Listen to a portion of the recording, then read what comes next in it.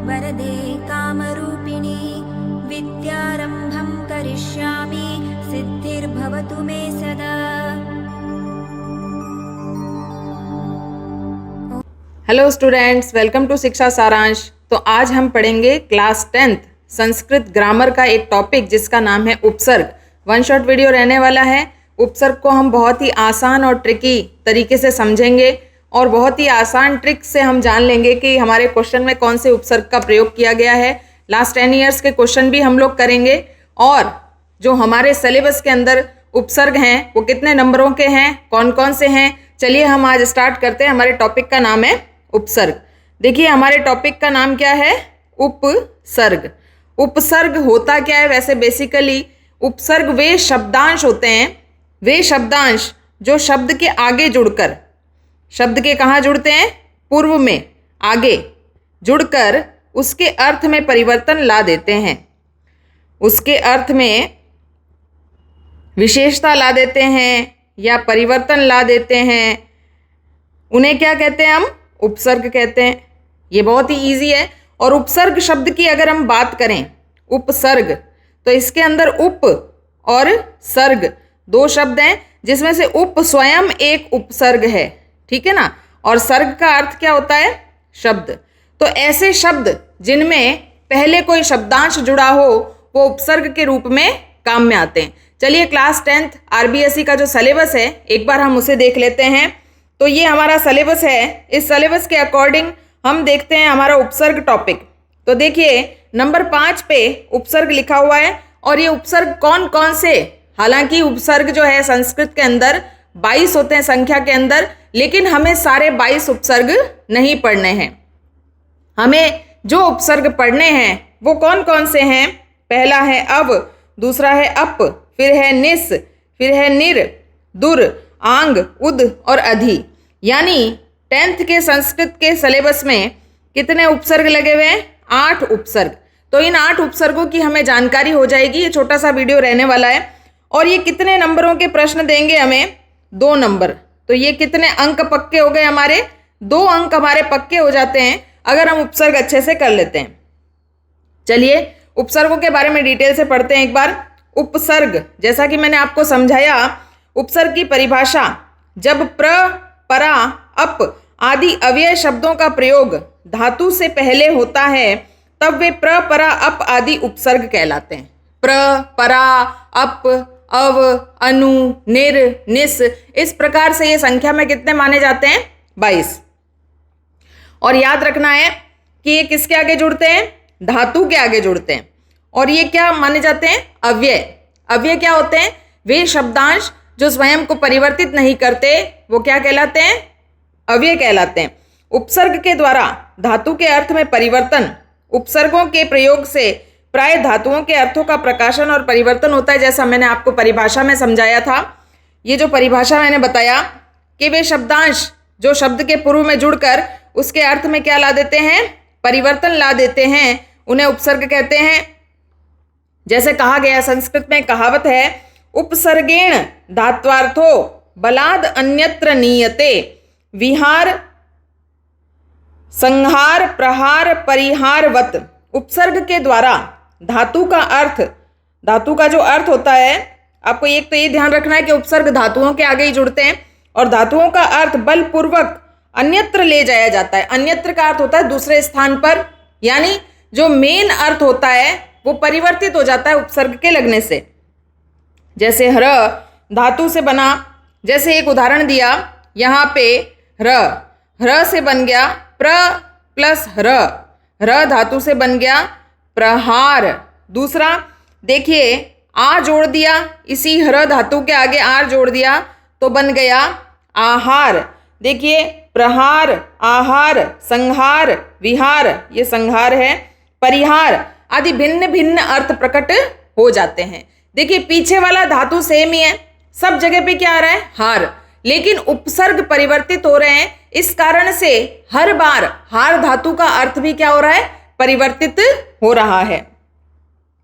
अर्थात संस्कृत भाषा में ह्र धातु का अर्थ चुराना होता है। ह्र यानी हरण करना। ह्र शब्द का अर्थ क्या होता है? हरण करना।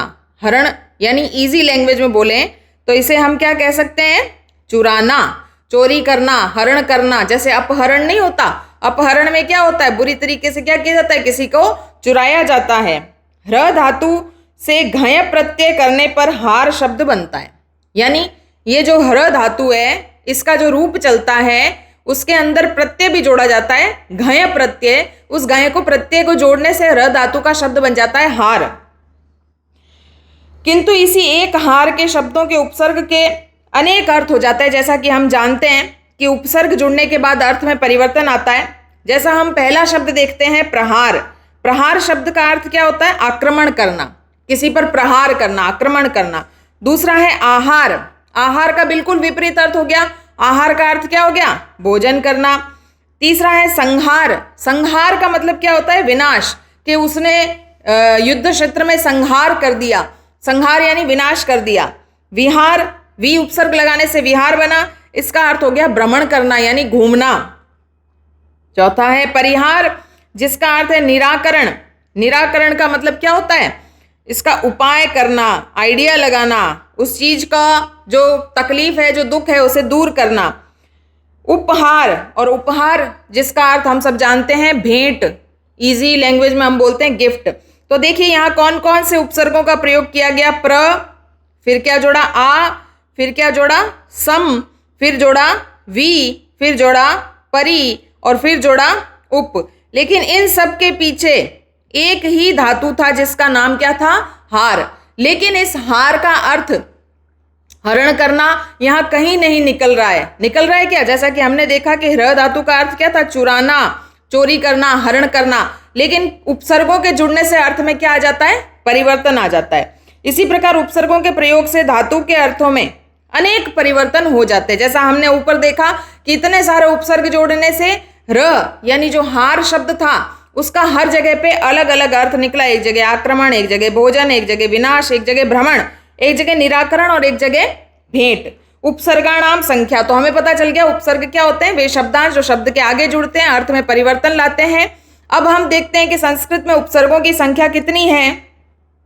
तो नॉर्मली अगर क्वेश्चन पूछ लिया जाता है आपसे परीक्षा में, तो आपको याद रखना है कि उपसंस्कृत भाषायाम द्वाविंशति, द्वाविंशति किसे कहते हैं? 22 को कहते हैं उपसर्गा संति। हमारे संस्कृत भाषा में कितने उपसर्ग माने गए हैं? 22 उपसर्ग माने गए हैं। और वो कौन से हैं उसके बारे में हम जान लेते हैं। देखिए 22 उपसर्ग जो हैं वो हम क्रम से पढ़ लेते हैं, उनका अर्थ भी जान लेते हैं, तभी हमें अच्छे से समझ में आएगा। प्र का अर्थ होता है अधिक, परा का अर्थ होता है उल्टा या पीछे, अप का अर्थ होता है दूर, सम का होता है अच्छी तरह, अनु यानी पीछे, अव का अर्थ होता है नीचे या दूर, निस का अर्थ होता है बिना या बाहर, निर का भी अर्थ होता है बाहर। निर और निस दोनों एक ही अर्थ को प्रकट करते हैं। सिमिलरली दुस और दुर, कठिन और बुरा, दोनों का एक ही अर्थ होता है। वी का अर्थ होता है विना या अलग, अंग का अर्थ होता है तक या कम, नी का अर्थ होता है नीचे, अधि का अर्थ होता है ऊपर, अपि यानी निकट, अति यानी बहुत, सु यानी सुंदर, उद का अर्थ होता है ऊपर, अभि का अर्थ होता है और, प्रति का और अर्थ होता है की तरफ, और या उल्टा, परि का अर्थ होता है चारों तरफ, और उप का अर्थ होता है निकट। तो हमने देखा कि संस्कृत में कितने उपसर्ग पाए जाते हैं? 22 उपसर्ग पाए जाते हैं। लेकिन हमारे आरबीएसई 10th क्लास के सिलेबस के अंदर जो 8 उपसर्ग लगे हुए हैं उनके नाम क्रमशः निम्न हैं: अव, अप, निर, निस, दुर, आंग, उद, अधि। ये कितने उपसर्ग हैं? 8 हैं। और इनके अंक कितने हैं भाई? अंक कितने हैं? 2 अंकों का प्रश्न आता है। देखिए बूंद बूंद से घड़ा भरता है।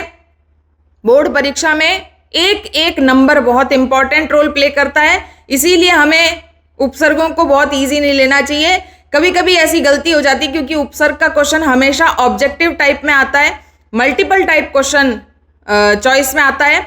तो इसीलिए हमें क्या करना है, एग्जैक्ट उपसर्ग क्या है संधि विच्छेद करके उसे निकालना पड़ेगा और सही आंसर को टिक करना पड़ेगा, तभी हमारे 2 नंबर पक्के होंगे। सिर्फ 8 ही उपसर्ग है, ये हमारे लिए बहुत अच्छी छूट दी है आरबीएसई ने, बोर्ड ने, क्योंकि टोटली 22 उपसर्ग दे देते तो हमें पढ़ने में ज़्यादा समय लगाना पड़ता। चलिए हम 8 उपसर्गों को पढ़ लेते हैं। देखिए पहले उपसर्ग का नाम है अव।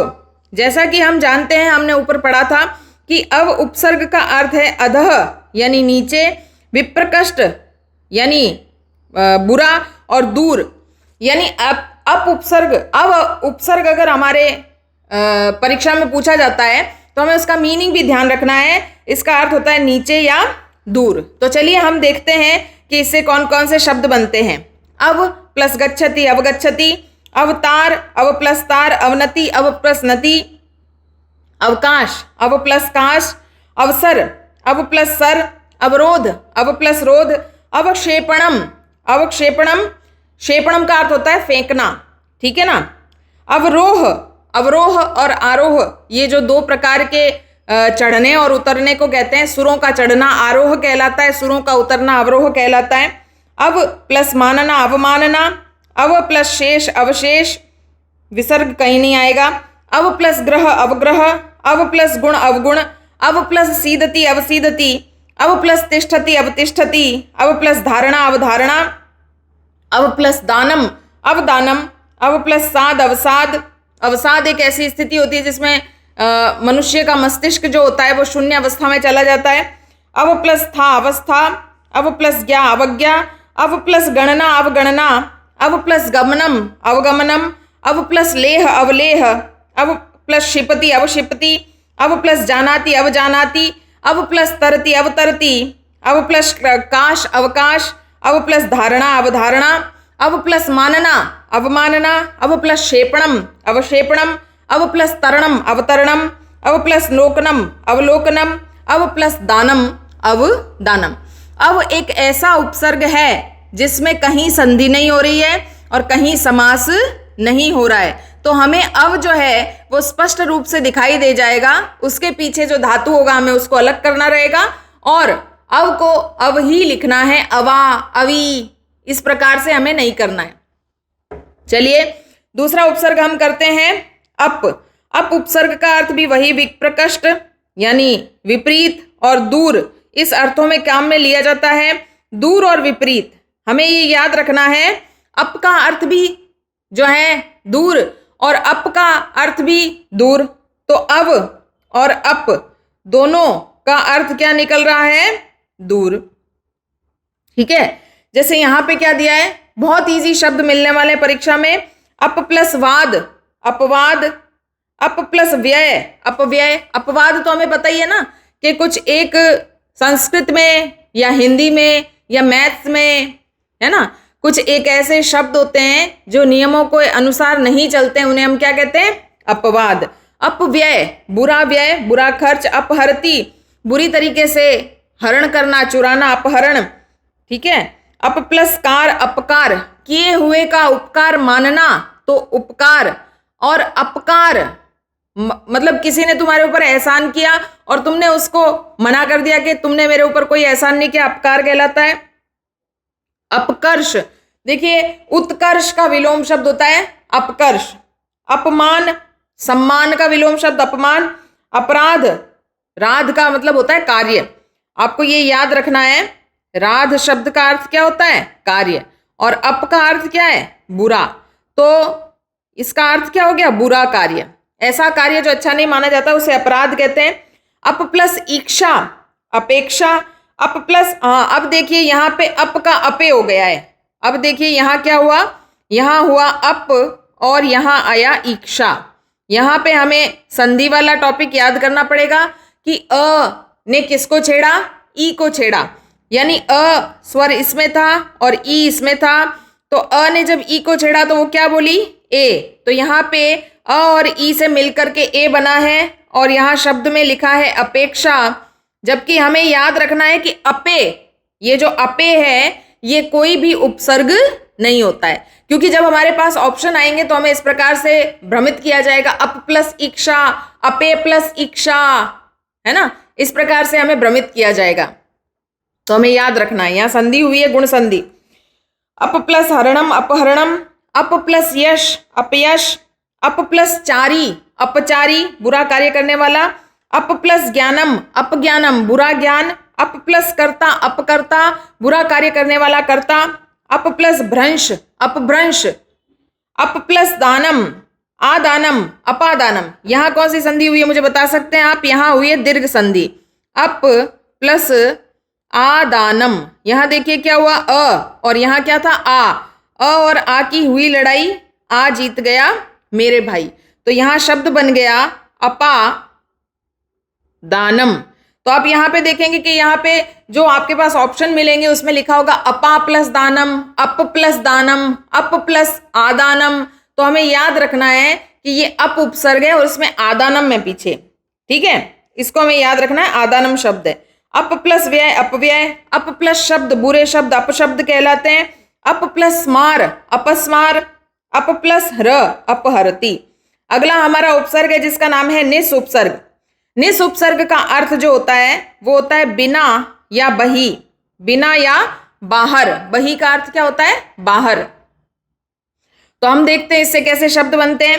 निस प्लस सरति निस्सरति, निस प्लस क्रमणम निष्क्रमणम, निष्क्रमणम यानी बाहर निकल जाना, निष प्लस फलम निष्फलम यानी बुरा फल, निष प्लस पापम निष्फलम यानी बिना फल के, निष्पापम यानी बिना पाप के, निष्कपट यानी बिना कपट के, निष्पन्न, ठीक है, निष प्लस तारणम निस्तारणम, निष प्लस कृति निष्कृति, निष प्लस चल निश्चल। अब आप देखिए यहाँ निस था और ये क्या बन गया? निश बन गया, निश्चल, ऐसा शब्द बन गया। तो ऐसा तो हमें पता ही है, हमने एक संधि की थी जिसका नाम था सत्व विसर्ग संधि, जिसके अंदर हमने देखा था कि अगर विसर्ग के बाद में च छ हो तो ये जो विसर्ग है ये शंकर वाले श में बदल जाता है।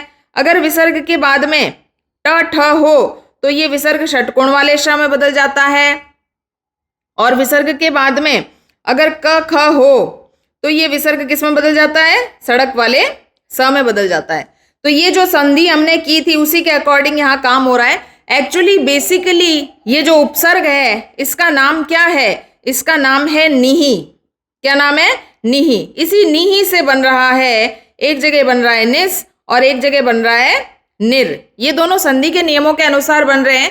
लेकिन हमारे पास अगर ऑप्शन में नी विसर्ग वाला ऑप्शन आता है तो हमें सबसे पहले इसी को राइट करना है। बोर्ड परीक्षा में आया भी है, हम देखेंगे नीचे उदाहरण आएगा। निष प्लस काम निष्काम। अब देखिए यहाँ शंकर सड़क वाले स के स्थान पे षटकोण वाला श बन गया है निष्काम में। यहाँ देखिए निष प्लस छल निश्चल, ये रूल वही चल रहा है। मैंने आपको बताया कि अगर च छ आएंगे तो शंकर वाला श बन जाएगा। छ आया है ना इधर। निष प्लस चय निश्चय, निष प्लस चित निश्चित, निष प्लस कर्ष निष्कर्ष। यहाँ देखिए क ख के साथ में सड़क वाला श बन गया है, कहीं कहीं षटकोण वाला बन जाता है।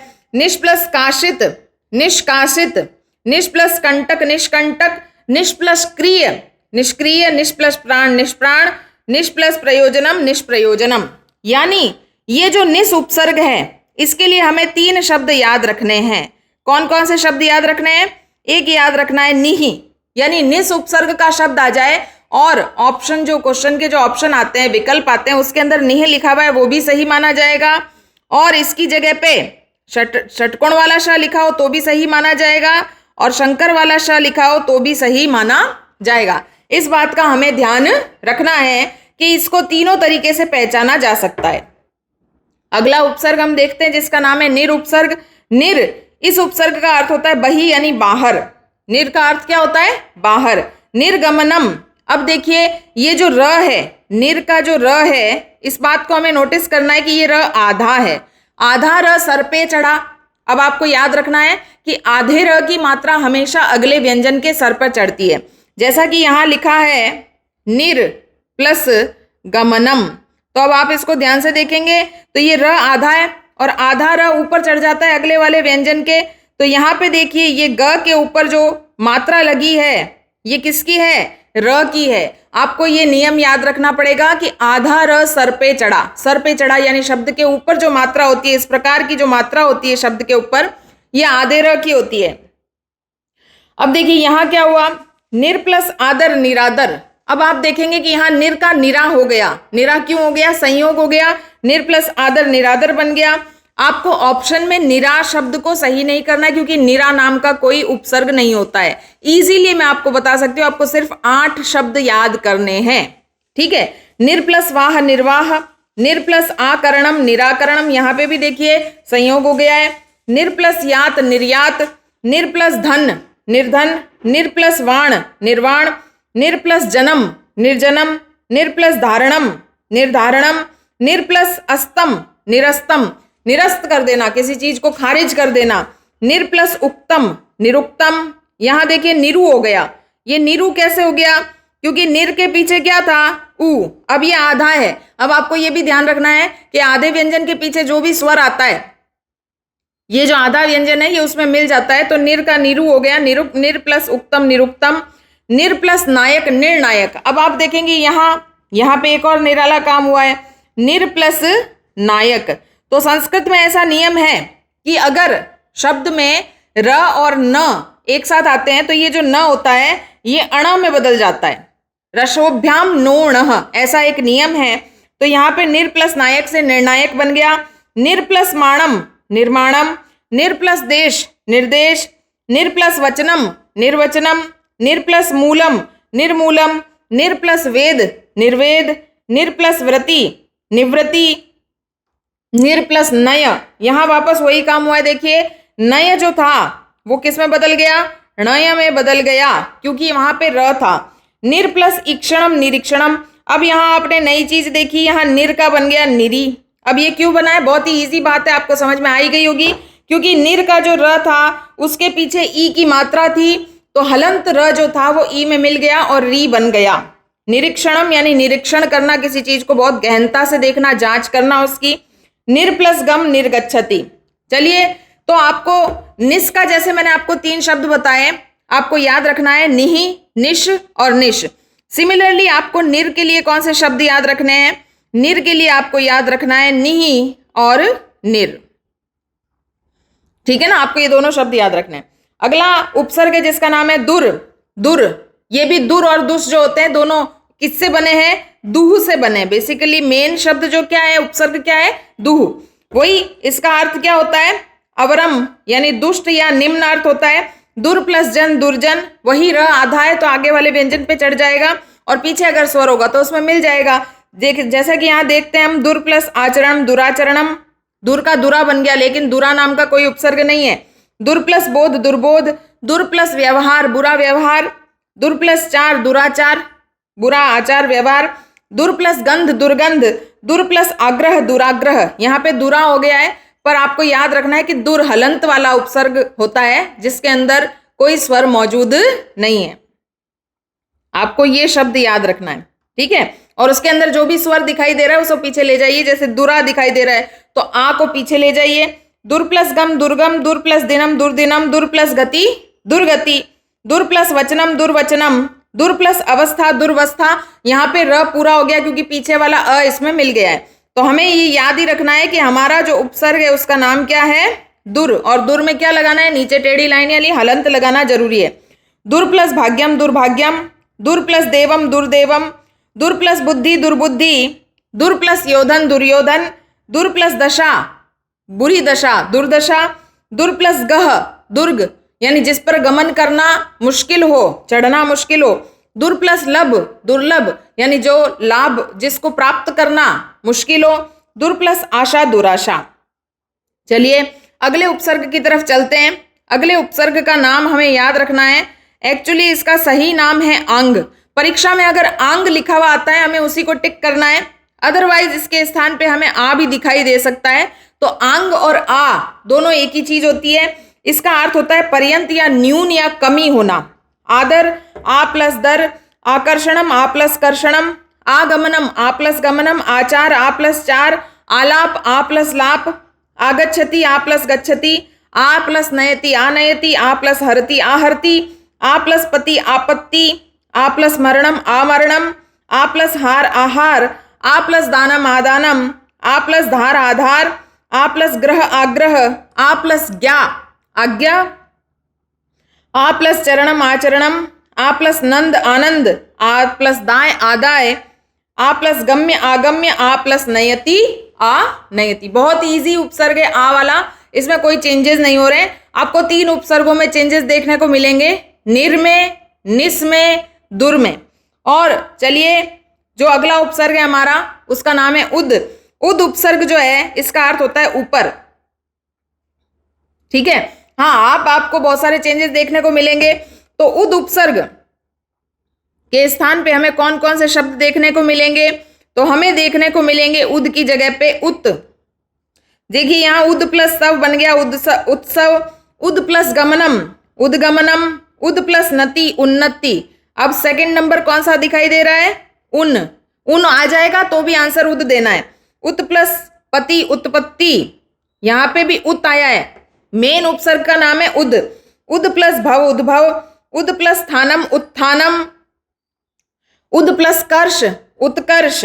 यहां उद है, मेन उपसर्ग तो उद है, याद रखना है। जब शब्द बनेगा तो त बन जाएगा। उद प्लस ज्वल उज्ज्वल, यहाँ पे कौन सी संधियां हुई अगर आपको याद हो रही हो? यहाँ पे संधि हुई है जशत्व या संधि हुई है चतर्व, जिसमें पहले व्यंजन तीसरे में बदलता है, या फिर पहला व्यंजन तीसरा व्यंजन अपने पहले व्यंजन में बदलता है। ये सब हमने संधि के टॉपिक में आराम से पढ़ लिए हैं, आप सेपरेटली जाकर के एक बार उसे देख सकते हैं। अदरवाइज आपको सिर्फ याद रखना है कि उद उपसर्ग के स्थान पे उत भी लिखा हुआ आ सकता है, उन भी आ सकता है, उत भी आ सकता है। उद प्लस तरम उत्तरम, उत प्लस पतति उत्पतति, उद प्लस हार उद्धार। अब यहां देखिए धार नहीं है, हार था।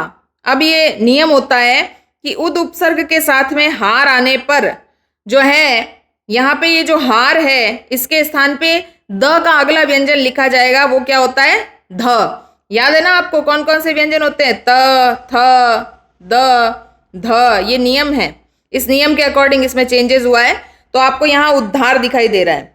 उद प्लस तम उत्तम, उद प्लस क्षेपणम उत्क्षेपणम, उद प्लस कंठा उत्कंठा, उद प्लस पादनम उत्पादनम, उद प्लस तेजक उत्तेजक, उद प्लस प्रेक्षा उत्प्रेक्षा, उद प्लस साह उत्साह, उद प्लस सुख उत्सुक और उद प्लस सर्ग उत्सर्ग। तो आपको ये शब्द दोनों याद रखने हैं, ये तो एक ही है। ठीक है, आपको दो शब्द याद रखने हैं, उत और उन। उद के स्थान पे उत भी लिखा हुआ आ सकता है, उन भी लिखा हुआ आ सकता है, तो हमें उसको पकड़ना है। और अंतिम उपसर्ग हमारा नाम है जिसका नाम है अधि उपसर्ग। अधि का अर्थ भी ऊपर ही होता है। अधि प्लस भार अधिभार, अधि प्लस शेते अधिशेते। अब अधि उपसर्ग को पहचानने के लिए आपको दो तीन शब्द पकड़ने हैं। अधि का अध भी बन जाता है, ठीक है ना, अध हलंत वाला। अधि प्लस कार अधिशा अधिकार, अधि प्लस शेष अधिशेष, अधि प्लस पति अधिपति, अधि प्लस ग्रहणम अधिकरणम, अधिग्रहणम, अधि प्लस कर्णम अधिकरणम, अधि प्लस अक्ष अध्यक्ष। देखिए यहाँ पे क्या हुआ? अधि का अध बन गया है, ये यण संधि के कारण हुआ है।